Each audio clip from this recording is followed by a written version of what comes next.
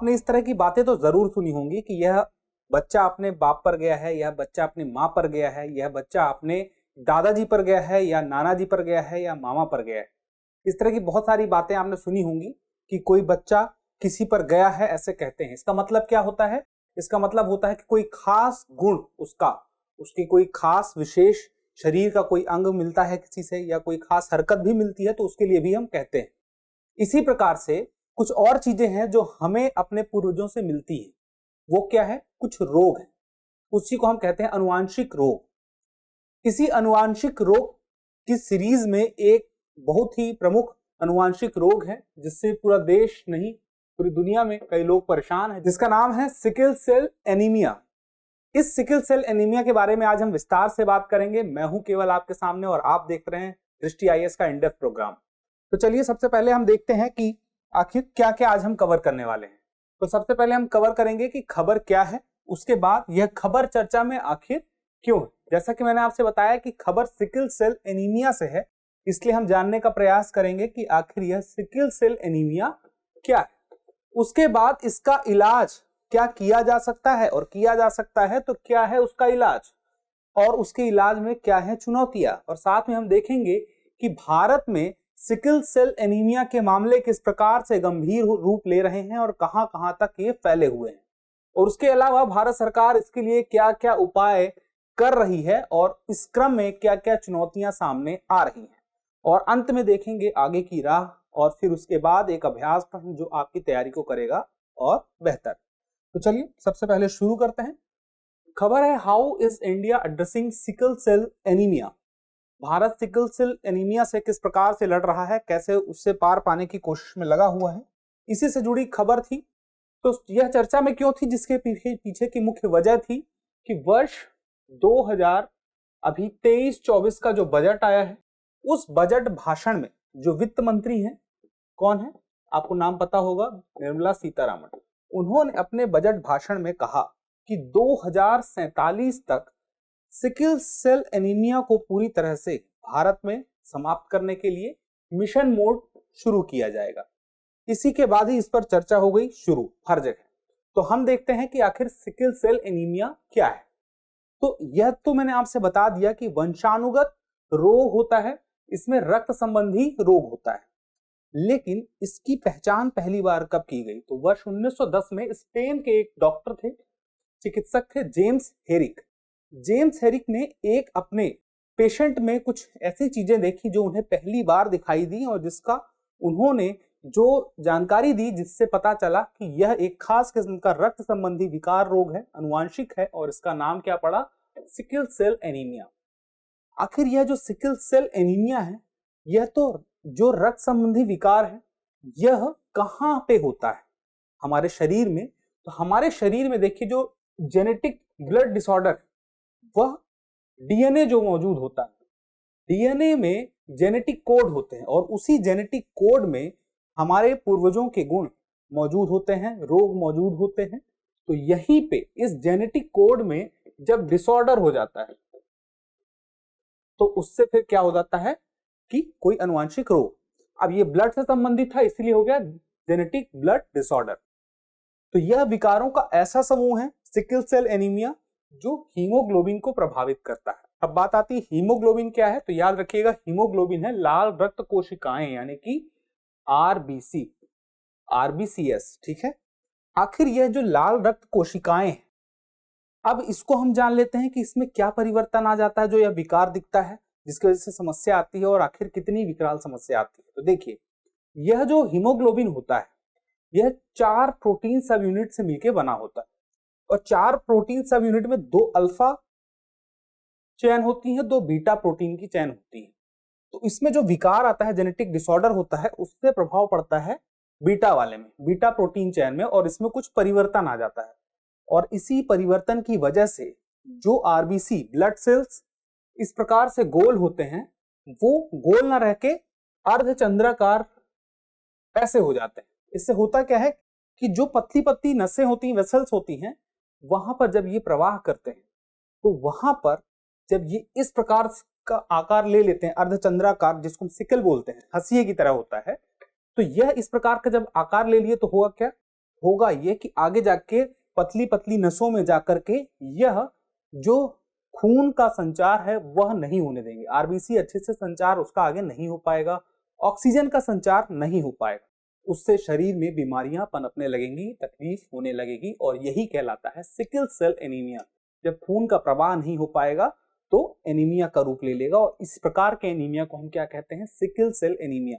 और जब sickle cell anaemia होता है तो उसमें होता यह है कि वह खून बहुत ही जल्द समय में नष्ट होने लगता है, खराब होने लगता है, तो इसी वजह से खून की हो जाती है कमी। अब बात आती है कि इस जो प्रकार के जो पीड़ित होते हैं उनके हीमोग्लोबिन में एक एस नाम का असामान्य हीमोग्लोबिन अणु होता है। आपके प्रीलिम्स की परीक्षा के लिए एक महत्वपूर्ण जानकारी है। अब मुख्य बातें याद रखिएगा। तो हीमोग्लोबिन के थ्रू क्या हो रहा था? यह रक्त का प्रवाह और ऑक्सीजन का प्रवाह शरीर में हो रहा था। लेकिन सिकल सेल एनीमिया हुआ और जो आरबीसी का जो यह स्वरूप है इससे गोल की जगह अर्धचंद्राकार हो गया, सिकल की तरह, हंसिया की तरह हो गया। तो उससे हुआ क्या कि रक्त का प्रवाह और ऑक्सीजन रुक गया और इस प्रकार क्या होता है? एनीमिया की स्थिति होती है, क्योंकि खून नष्ट होने लगता है और उसके अलावा ऑक्सीजन शरीर में ज्यादा मात्रा में नहीं हो पाता है, जिससे बड़ी बड़ी बीमारियां, हृदय से संबंधित, स्ट्रोक से संबंधित और भी अलग अलग बीमारियां होने लगती हैं। इसके अलावा शरीर की इम्यूनिटी भी कम होती जाती है। अगर मुख्य रूप से देखा जाए तो यह दुनिया में कहां कहां पर है? अफ्रीकी, अरब और भारतीय मूल के लोगों में देखा गया है, यहीं पे इसके कैरियर मौजूद है। जैसे मैंने आपसे बोला नॉर्मल आरबीसी है, इस प्रकार से होगा, और जब यह सिकल रेड ब्लड सेल हो जाएगा यानी विकार आ चुका होगा तो यह इस प्रकार से अर्धचंद्राकार आकार में आ जाएगा। अब आपसे मैंने कहा था अनुवांशिक है, यानी कि माता पिता से आगे की ओर बढ़ता है। तो जिस प्रकार मैंने आपसे कहा अनुवांशिक है, तो अगर माता या पिता में से किसी एक को सिकल सेल एनीमिया है तो 25% चांस है कि बच्चे को भी सिकल सेल एनीमिया हो सकता है। इसके लिए आगे और भी बात करेंगे विस्तार से। लक्षण की बात करें तो देखिए क्या होगा, सिकल सेल क्राइसिस होगा। सिकल सेल क्राइसिस में होता क्या है कि पूरे शरीर में बहुत ज्यादा दर्द होता है, वो दर्द असहनीय होता है। बच्चों में ही होता है, 2 साल के बच्चों में के अंदर भी, और जैसे ही बच्चे हो जाते हैं, पैदा हो जाते हैं, उसके बाद उनमें लक्षण दिखाई देने लगता है। उसके बाद देखें क्रोनिक एनीमिया, दर्द, थकान, एक्यूट चेस्ट सिंड्रोम, स्ट्रोक और अन्य कई गंभीर स्वास्थ्य जटिलताएं सामने आती हैं। उसके बाद समय के साथ धीरे धीरे यकृत, गुर्दे, फेफड़े, हृदय और प्लीहा सहित अन्य अंगों को भी नुकसान देखिए धीरे धीरे होने लगता है। और बात यही है कि चूंकि यह अनुवांशिक है तो लक्षण बच्चों में ही दिखने लग जाता है, इसी वजह से बहुत कम उम्र में ही बच्चे मरने लग जाते हैं। अब आगे की बात करें, इलाज क्या है? तो देखिए इलाज 2 तरीके का होता है, या तो एक क्यूरेटिव है और दूसरा है सपोर्टिव। सपोर्टिव में देखिए बात करें तो इलाज मुख्य रूप से है कि खून को बार बार बदलना पड़ेगा, बार बार नया खून चढ़ाना पड़ेगा। और चूंकि इसमें दर्द बहुत होता है, दर्द होने की वजह से बहुत ज्यादा मात्रा में हाई डोज का पेन किलर दिया जाता है। यह जो है सपोर्टिव है, चूंकि इसकी कोई औषधि नहीं बनी है, इस बात को याद रखिएगा, कोई खास औषधि नहीं बनी है जिससे कि इसका इलाज किया जा सके इस अनुवांशिक रोग का। इस वजह से ज्यादातर सपोर्टिव में यही 2 ऑप्शन है। क्यूरेटिव के मामले में बात करें तो जो इलाज है वह भी काफी महंगा है। जैसे जीन चिकित्सा है, जिसे हम जीन थेरेपी बोलते हैं। जीन थेरेपी में क्या होगा, वही डीएनए के अंदर जो मौजूद क्या रहता है, जो जेनेटिक कोड होता है, उस जेनेटिक कोड में हम क्या कर सकते हैं, कुछ बदलाव कर सकते हैं। तो जेनेटिक कोड में बदलाव करके बीमारी से पार पाने की जो तकनीक है वह जीन थेरेपी कहलाती है। उसके बाद एक और थेरेपी है स्टेम सेल ट्रांसप्लांट। थेरेपी नहीं है, स्टेम सेल ट्रांसप्लांट में क्या होता है, देखिए इसमें होता यह है कि जो बोन मैरो होता है, बोन मैरो का ट्रांसप्लांट होता है। बोन मैरो क्या है? बोन मैरो एक ऊतक है, स्पंज की तरह होता है, स्पंज की तरह एक ऊतक होता है जो हमारी शरीर की हड्डियों के अंदर मौजूद होता है, और वह बोन मैरो ही होता है जो धीरे धीरे अपने आप को आरबीसी और डब्ल्यूबीसी यानी कि रेड ब्लड सेल्स और व्हाइट ब्लड सेल्स में बदलता रहता है। तो याद रखिएगा बोन मैरो ट्रांसप्लांट की सहायता से भी हम इसका इलाज कर सकते हैं।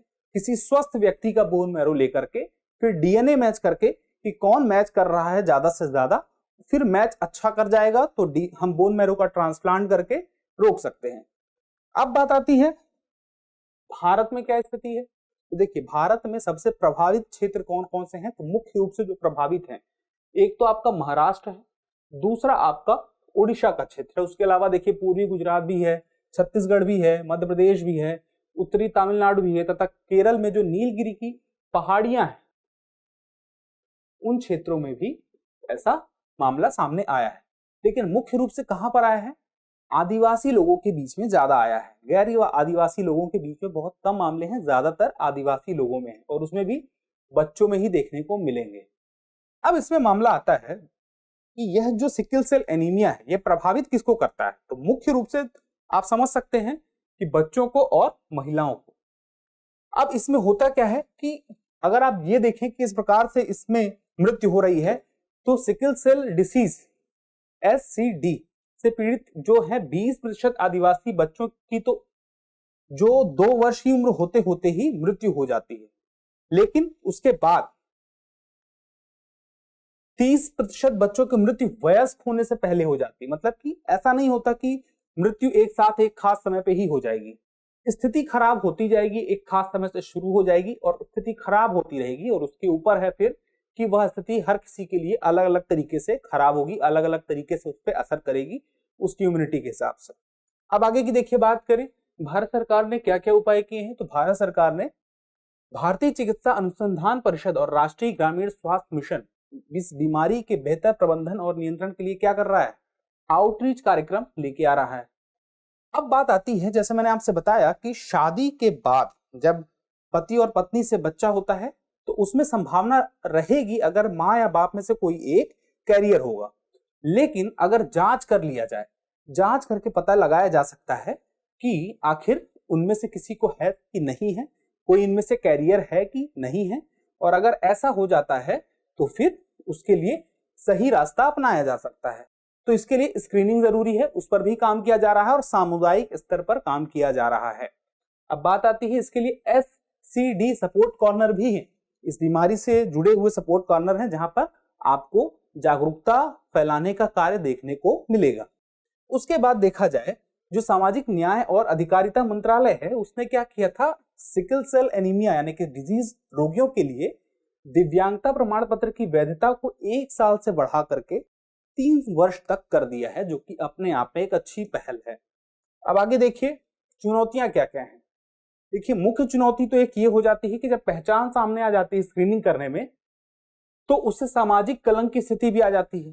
जैसे एक मामला सामने आया था कि एक व्यक्ति का स्क्रीनिंग करने में पता चला कि यह कैरियर है सिकल सेल एनीमिया का, तो ऐसी स्थिति में अब उसका विवाह ही नहीं हो पा रहा है, तो ये मामला सामने आ सकता है। दूसरी तरफ इसके प्रसार को रोकना अपने आप में बहुत ही मुश्किल है, लेकिन क्योंकि लोग यह चीज छुपा के रखना चाहते हैं कि अगर वो कैरियर है, अगर उन्हें पता चलता है तो भी वह छुपा के रखना चाहते हैं, क्योंकि उसका डर क्या होता है, यही सामाजिक कलंक का। दूसरी तरफ जिन बच्चों में सिकल सेल एनीमिया देखा पाया जाता है उनका स्कूल छूट जाता है, तो उनकी शिक्षा प्रभावित हो रही होती है।